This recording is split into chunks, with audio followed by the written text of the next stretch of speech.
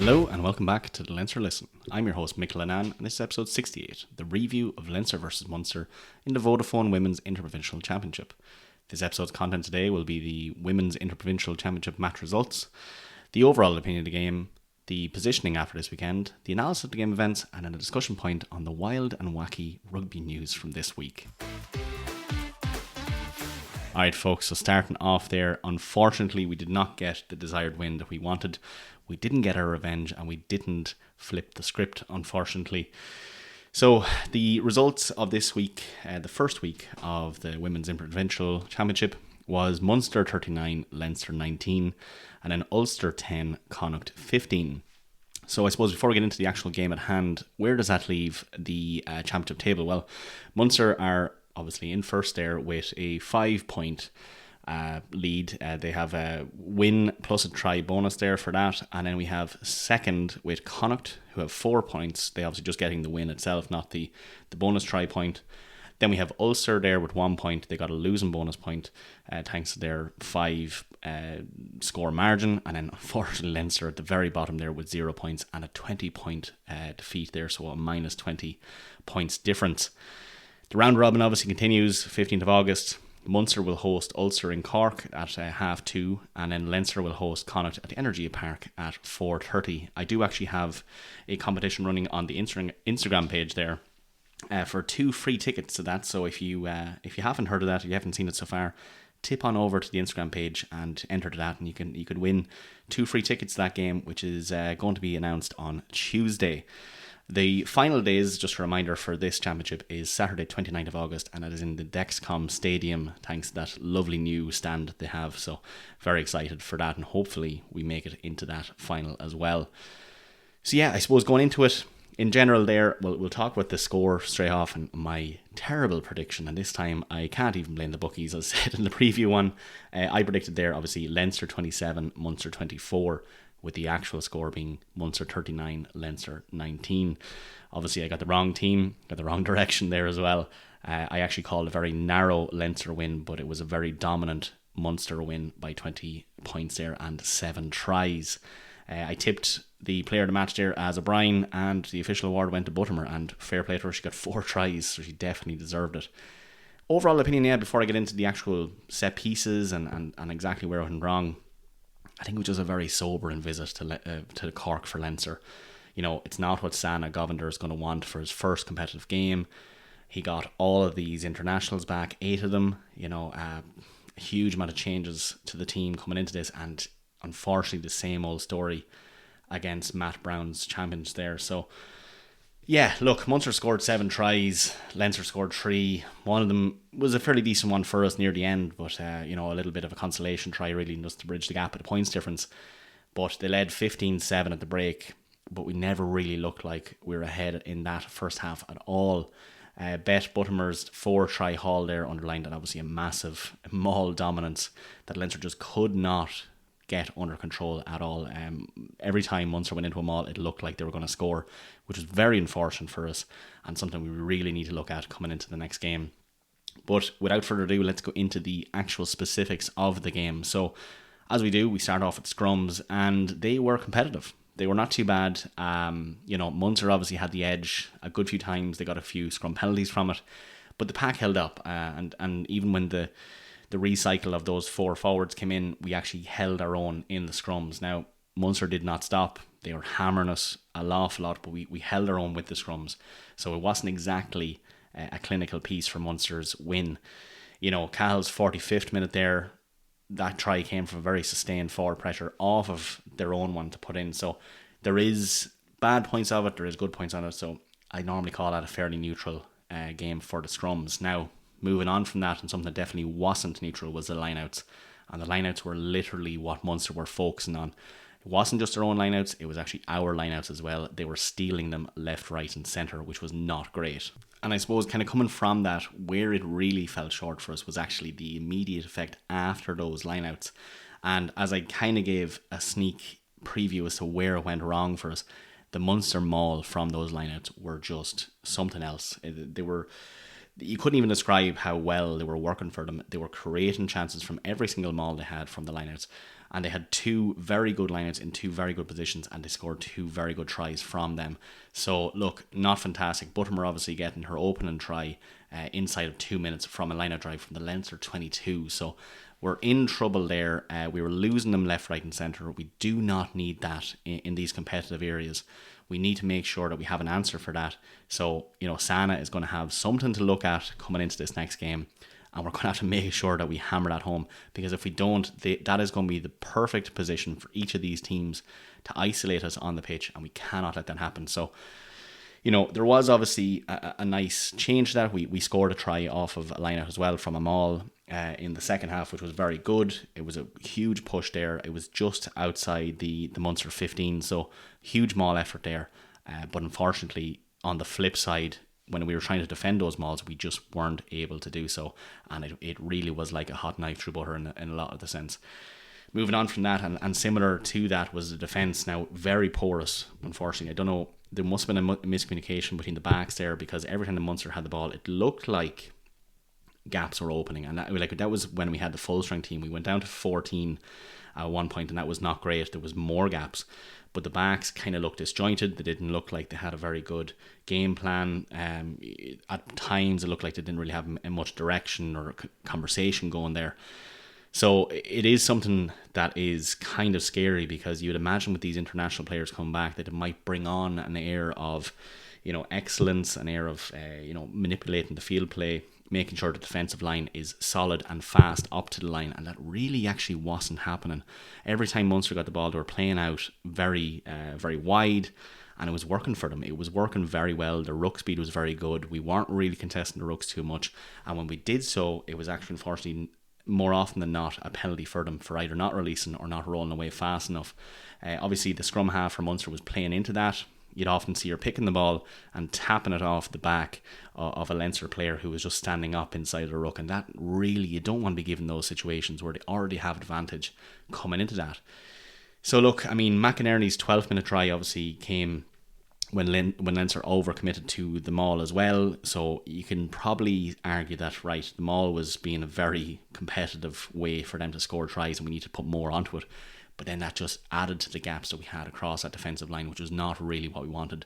We were 10-0 down already, a huge mountain to climb back on when it comes to like the 13th minute in the game. So, you could probably argue there that Corrigan punished a good stretch as well, which, was stretched because Linda Dugang had been taken off, so we're down to 14 women. But, at that point, we'd already lost the game, essentially. So up until that 73rd minute, it did look like we had a very disjointed defence system, and I think Sana is going to have to just pull out plan B, because if that is what we're going with for the rest of the championship, it is not going to work in our favour.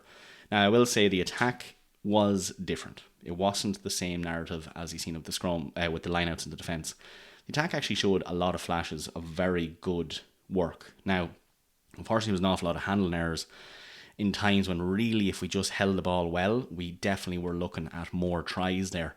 Delaney and King were fantastic there. Their tries obviously made it very competitive, but we were really chasing the game up until that point. But there was a lot of really good passing, a lot of really good set pieces, a lot of good play where there was loop arounds, very Sexton loop around kind of style play, the same way as Leinster would do it. And, with the 11 changes, maybe they just didn't get enough time in the training grounds. But I find it hard to believe that we didn't have that kind of game plan in the attacking style, that if we have that fantastic structure, that fantastic movement and the fast ruck speed, and you're failing on the handling errors, there has to be something done there, because they actually looked electric. Aoife Dalton, every time she got the ball, it looked like a very dominant player who was very good at carries. Her passes were very good. Unfortunately, the players were just taking their eye off the ball and focusing on the defender who's coming towards them instead of actually focusing on catching that ball and doing another play. Ruck speed was actually pretty good. A couple of offloads there that were very neat and very, very actually eye-catching, in the sense they were very quick, and I went to another player before the cameraman even actually realised what was happening.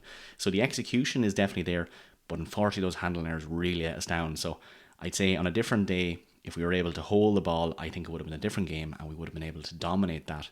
So yeah, the attack I don't think we have to look too deeply on. I think we have the structure, we have the power there. And, the likes of Linda Dugang, who's very good on the pitch. Erin King coming off and making actually her debut, which I find hilarious because she's been on the international team so much. Those kind of players really should be in making sure that handling errors aren't the reason we're losing. So not bad in attack. I actually think that was probably the best point about the whole game, was that we did have that attacking structure down. We just couldn't finish through with it. So we need more of that. There was a few times there where ruck speed was a little bit slower, and a couple of jackals came in, and we got pinged for not releasing the ball from the attacking sense there. So a couple of points there, not overly terrible. The game itself was very enjoyable. Unfortunately, obviously, we didn't get the win out of it, so that is always going to break our heart. But look, there's more games to go. Next week's another week. Just get in it. We can always make the final from this. It's not over yet. Now, I suppose going into some notable players there, we have to talk about Sarah Delaney. Absolutely fantastic. A captain's maul try at the 26th minute. Made it 10-7. We really needed that. Dannah O'Brien obviously had put that over, and we were within 3 points, even though they had scored 2 tries. So, probably the best moment on the pitch at that point, I'd say. Very good captain as well, so fair play to her. Erin King there as well played absolutely fantastic. Every time she had the ball, it was very dominant carries.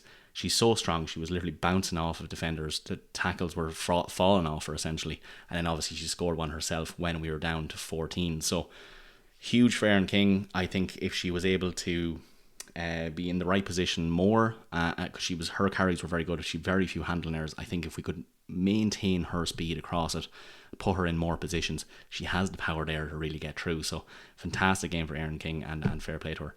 Dannah O'Brien there as well. 2 conversions from 3. She actually hit the post of 1, very unlucky. So she's very accurate. Her kicks to touch were very good as well for the penalties. I obviously tipped her for player of the match in episode 67, but she just couldn't impose herself, I suppose, against the Munster defence because of those handling errors that were coming out of the play style that we were doing.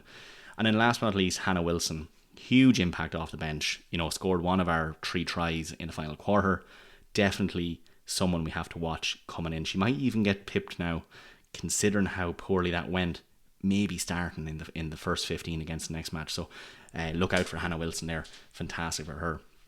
Now the referee was Siobhan Daly. I was a little bit sceptical now in the first maybe 10 minutes, because there was 2 scrums where I really think she didn't focus on what was happening, and actually we got pinged against it. A couple of elbows dropping on the Munster side, a couple of early pushing from the Munster side as well, which really didn't get called out on. Now, well, actually, fair enough, it might get called out, but there's no referee mic on TG Carter Sport YouTube, so it was kind of annoying that we didn't have that, because it is an integral piece of rugby, and we really should be having that piped into whatever medium it's actually being broadcast on. But overall, Siobhan Daly had a very decent game. She let the play flow. Now, obviously, she issued 2 yellow cards, 1 for each team, but there was no major controversies, really. It was a very physical game, very maul-heavy game, and lots of scrums, so I think she did well. And also, the linesmen were actually very good as well.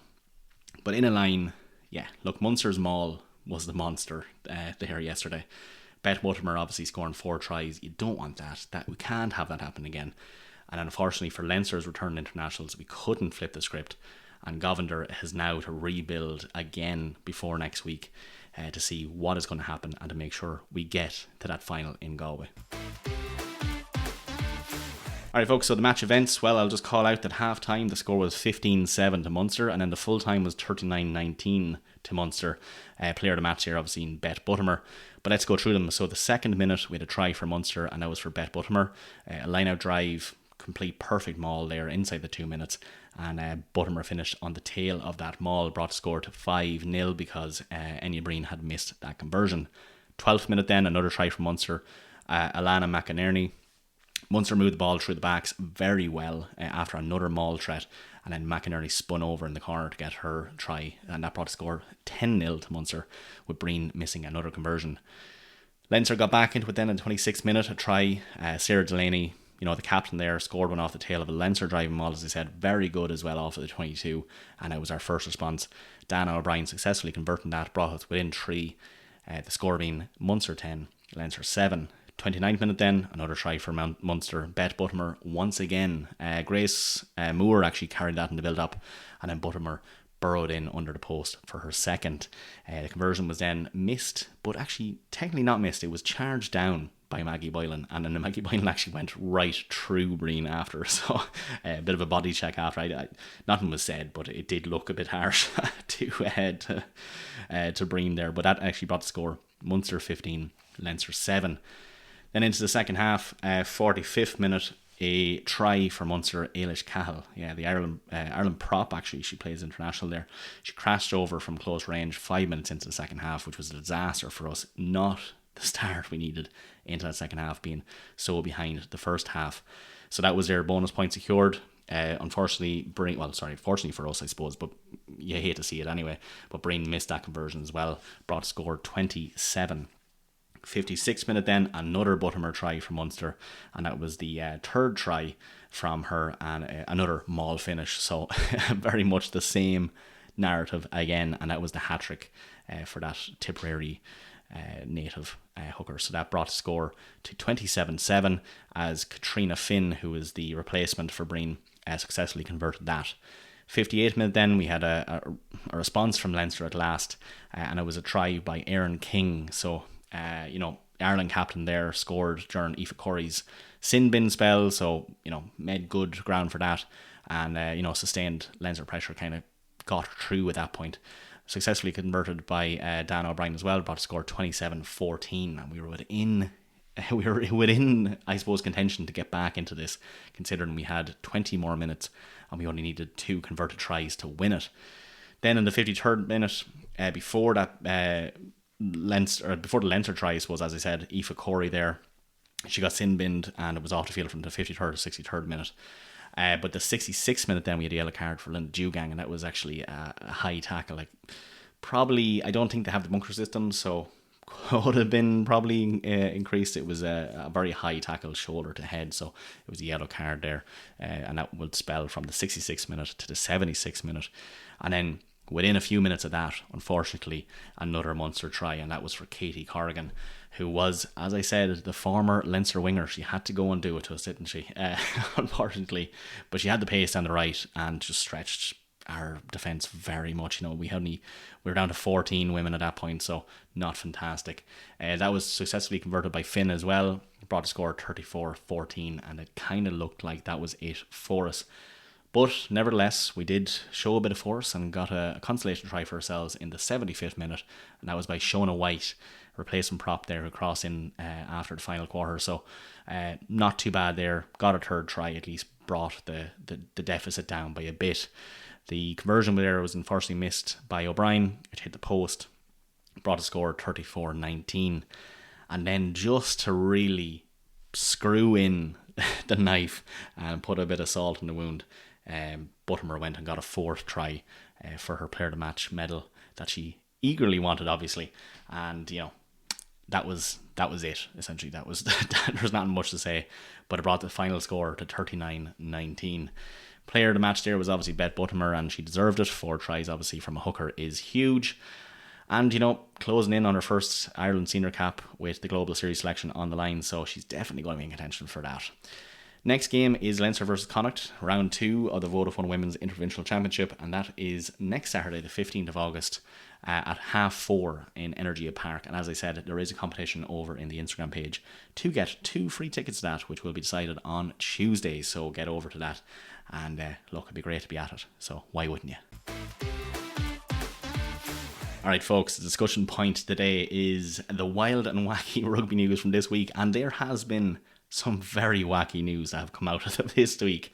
Most notably, and I have to talk about this one, the Ma'a Nonu, at 44, who went over to the Sharks now, as you know, from the All Blacks to set up as a mentoring gig, is now on the bench for Sharks for their first game, which is crazy. So, no one could have predicted this. So he's gone over there, as obviously we all seen, in the mentoring position to kind of coach the players, get them into the line. A great gig for him. He's obviously getting well paid for it. And then you go and see that he's on the matchday lineup in the 23.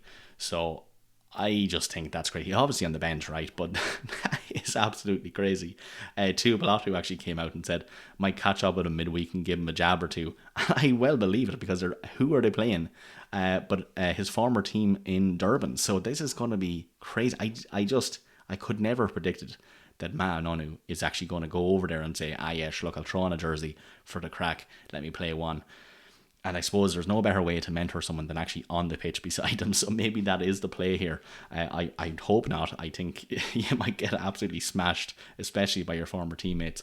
But yeah, an absolute crazy story coming out of that, and one I definitely didn't predict. Next up there was the Wallabies red card farce. Now, they say a farce here, right? I went and I don't know if you've watched it, but it was Amatisero. He got a 20-minute red, at 14-14 in that game. And honestly, Jesus, like the fans are calling it an absolute farce, and Japan obviously nearly stole it there in the final seconds. But I have watched that back, and I cannot see how that isn't a red card. He had a tucked arm. He drove his shoulder directly into the face of the other player. So honestly, if I was a TMO and I was replaying that over and over and over again, I'd actually be trying to figure out how to not have this as a red card. So let me know what you think about that. Go have a look at it. I might try find it and post it onto my page on Instagram, because it is crazy that anyone would actually say that's not a red card. It's kind of what you would expect from someone who was losing loads and just got kind of nasty. I don't understand it. He didn't even need to do it. The player was already being taken out by another attacker, so it just didn't make sense. Next up here, we have Richie Monga and his New Zealand's bizarre eligibility rule. So obviously, if you know this, he's come back, and unfortunately, he was not eligible to play because he was in Japan.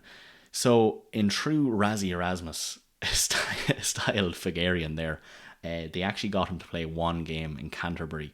So essentially just invented a game to let him get eligible. Now, he's still not named in that 23, so I don't know if it was all weird, but there was saying now that there's an injury concern, so he might actually come back into that squad.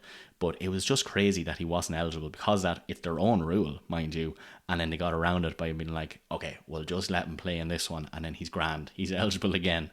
So I just thought that was an absolute wacky one as well. And then last but not least, I don't know if you know Steve Hansen, but Steve Hansen, I think, is actually, sorry, I shouldn't call him Steve Hansen. He is Sir Steve Hansen. If you're listening, I don't know why you are listening, but if you are, I'm very sorry for saying that. But he was an All Blacks player, obviously. Jesus, he was a coach as well. So he's a very you'll remember his face. He looks like a very angry man, but he supposedly fears crack. Anyway, he was on a podcast there recently, and he was talking about the World Rugby's new decision to ban the referee meeting prior to the game. So if you didn't know what that was, the two teams' coaches and maybe one or two other people in the coaching panels would actually go and meet the refereeing panel before a game would happen. It was actually a pre-match coach-ref meeting, essentially, right? And because of all of the controversy that happened, you would have seen with the Italian coach who came out and obviously got a 2-match ban because of his comments, they've just decided, actually, you know what? We're done with them. There's no more pre-match coach-ref meetings. And then they essentially said, no other team does it, so we're not doing it either. And obviously this, with Steve Hansen being such a passionate man about rugby, probably spent his whole life either playing it or coaching it, he came out and was like, this is ridiculous. And he says that it's a growing mistrust between coaches and referees that this is going to happen. It's a warning for that. And to be honest, I had to kind of think about what my opinion of it was. And I think it's the wrong decision by World Rugby. Because it is, just because other sports don't do it doesn't mean that rugby shouldn't do it. There's a lot of things that other sports don't do that rugby does, and it's why we're so unique, and it's why we're able to have these fantastic conversations, have a very open and respectful game. Referees obviously deserve the respect. I don't condone anyone being abusive or aggressive or anything like that to referees, but why take such a wide decision based on one or two people's actions? That you should punish them individually. You shouldn't have a thing that punishes all coaches because of one event, or multiple events, I suppose. But it does actually, I would actually agree with Sir Steve Hansen. It does kind of set off alarm bells for me. It's like, how much are we going to go here? How deep are we going to say, actually, you know what, to defend all these, we're just going to ban all these outright? Like, are we going to say that eventually the players can't come up and ask the coaches questions because it might bring up more talk online, and that kind of puts them in the firing line? Like, how deep does this go? So, to be honest, I think it's a bit of a weird decision. I don't think they haven't taken it lightly, but I just think it's the wrong decision. So Sir Steve Hansen, if you are listening, I actually do agree with you, so fair play. But yeah, let me know what you think. I think there were the 4 crazy stories I could get out of this week, so I'm going to try maybe keep this going just at the end of each episode, just to see what, keep you in the loop and see what weird stuff is after happening in World Rugby. And let me tell you, there's plenty to go around, so we might have even a whole episode dedicated to it. Who knows? But yeah, let me know what you think. If you've heard any other weird or wacky stories, please send them into the comments and let me know. Maybe I'll give you a shout out in the next episode. Alright folks, that is her, another Cork trip where we didn't actually do anything well, unfortunately, and we went home with our tails between our legs. So Govender has a huge thing on his back and a huge burden, I suppose, to make sure that the next game up against Connacht is a good one and we come out on top, or else our chances of getting into the final will become very slim. As always, if you haven't followed us on social media, please do. As I said, there's a compilation going there. I've also made a new website. If you haven't heard that from the previous episode, it's theleinsterlisten.com. It has a little blurb about me if you wanted to learn about me, but it also has all of the episodes and you can play them directly from that site as well.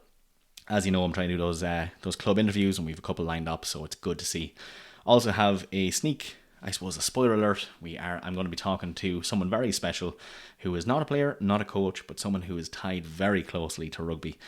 So that will be coming up very soon, probably midweek next week. But anyway, I hope to see you at the game next Saturday in Energia Park. We need to get behind the women in blue there. We need to give them all the support. They're going to need it. They're going to be very sad after that result in Cork. But as always, thanks for listening.